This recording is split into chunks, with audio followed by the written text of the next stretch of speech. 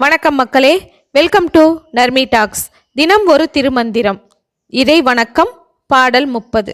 வான் நின்று அழைக்கும் மழை போல் இறைவனும் தான் நின்று அழைக்கும் கொள் என்று தயங்குவார். ஆண் நின்று அழைக்கும் அதுபோல் என் நந்தியை நான் நின்று அழைப்பது ஞானம் கருதியே.